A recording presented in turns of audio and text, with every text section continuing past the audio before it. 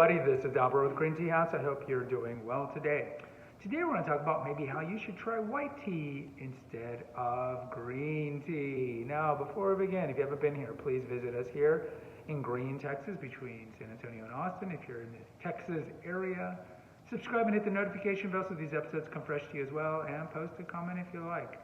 Why do I say choose white tea over green tea? Well, look, we have an episode that I did about 4 months ago about retorting to the assertion that white tea doesn't taste like anything. And certainly I can understand that kind of claim. Early in my tea journey, I probably would corroborate that claim. But I think there's so much more subtlety to white tea that a lot of people don't appreciate because they just simply don't drink enough of it. So as a review, there's 6 categories or families that come from the tea plant, Camellia sinensis. Green and white are certainly going to be considered the lighter ones. As a review of green tea is 0% oxidized.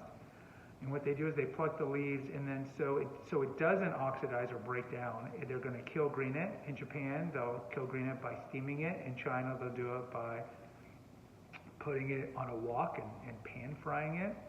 And so the Chinese greens will be a little steamier, a little oceanic, a little more umami. Chinese greens will taste a little more like I guess you could say like kind of a chestnutty, roasty taste. And then they'll roll it if it's a green tea that's going to be rolled, and then they'll dry it because all tea needs to be under 5% moisture before they ship it out. White tea, some would argue, is more pristine. So with white tea, they're going to pluck the leaves, and then they just leave it out for, depending on the white tea, 2 to 3 days. Some of that will be solar, so it's going to be affected by the sun, and sometimes they just put it under a shade or indoors, but they just dry it, and then that's it. They sort through it, and then they make sure that it's under 5% moisture, and then they ship it. Some of the more well-known white teas would be Bai Mudan or white peony. White peony has more branches and more mature leaves, so it's a more lower caffeine white tea. And then you got something like Silver Needle. Silver Needle white is probably considered the preeminent white tea because that comes from the buds, the babies, and the babies tend to have more caffeine because remember, caffeine is used as a pest-resistant agent in the tea plant, and the babies don't want to be eaten by pests, so they're going to be exuding out more caffeine. So buds will have more caffeine, more mature leaves will have less caffeine. So Silver Needle, it will just be the bud, and you can, if you get a good quality Silver Needle, you can look at the pico or the fuzz that's on the underside of the leaves, because the pico or the fuzz will be only on buds. Then you got something like Xiaomei. Xiaomei is aged white. That's another well-known one. You can get that in a cake form or regular. And those are just 3 well-known ones. And so what do I say, embrace the whites if you don't like the greens? Well, I think there are people that just don't like greens, or at least they don't think they like greens because of their possible bitterness. And no doubt, Americans have been drinking green tea too bitter. And how do you make it too bitter? Well, the 3 cardinal mistakes is A, use tea bag tea. B, use temperature that's way too hot, typically like full boil. And C, you're going to infuse it too long. And all these are going to lead to a bitterness. And green tea can be bitter. Like astringency is normal. It's a normal element that you will find in drinking tea. But it's like porridge from Goldilocks. Too much of it, you pucker up. And you do want a certain amount of astringency. So if you brew green tea the right way, it's going to be just right, like the porridge. But some people... Sorry about the audio not being the best. So even if you brew green tea the right way, though, some people just don't like green tea. They think it's too umami, too grassy. That's a common adjective you'll hear, too oceanic, too whatever. And that's fine. So you can go to the category that is next to it. Well, yellows are essentially green, but next to it, that will have that lightness. But white tea in itself won't be bitter. You don't have to worry about bitterness unless you brew it too hot or too long. But in general, it doesn't have that kind of classic green tea category profile. And what does it have?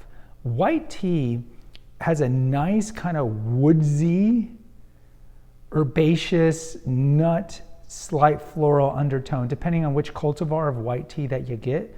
Here, of course, we do jasmine silver needle. That's a scented silver needle. But if you were to drink just straight out Silver Needle, which is one of the 10 classic teas of China. If you were to drink straight Silver Needle or white peony or any white tea, they all kind of have this great, just natural, light, fruity, yet nutty undertone. And so if that sounds appealing to you and you just have never developed a taste for greens, then drink whites. In terms of antioxidant levels and polyphenols and catechins and all the things that make green tea famous for being healthy, white tea has almost as much, much more than, let's say, black tea, almost as much as green. So you're getting a lot of the benefits that you would still get from green, but it's going to be a category of tea that you find more palatable to drink.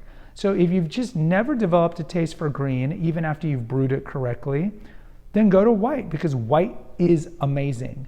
And if you're just curious about whites and you've only had white tea once or twice in your life, and heaven forbid it was like the grocery tea bag white tea, keep drinking it, keep trying different cultivars, because it's amazing. But the last thing I would say about white tea is, because white tea is so light, if you go to some non or not so reputable tea shops, they might have blueberry white tea, coconut white tea, because they know that a lot of people think white tea doesn't taste like anything. But you got to be careful, because a lot of the additions that they're going to put in that white tea are probably going to be artificially flavored. And so you always, if you're going to buy retail, always look at the ingredient list on the back. And even if something says natural flavors, understand that many times is still artificial. So if you're going to get a white tea that's not a straight one, like a white peony, Silver Needle, Chow Mein, one of these, and it says that it has other ingredients in it, make sure that those ingredients are natural. So we have a blend here that's called Butterfly Rose, which is white peony with rose petals, and then butterfly pea flower, the flower that makes everything blue. So look for blends of white tea that are like that, naturally blended, and just be a little vigilant and a little weary of any white teas that are blended, that especially have a very overt fruit or dessert sweet blend name to it, and just check the ingredients. Guys, post in the comments, what's your take on white tea? Until next time, take care and God bless.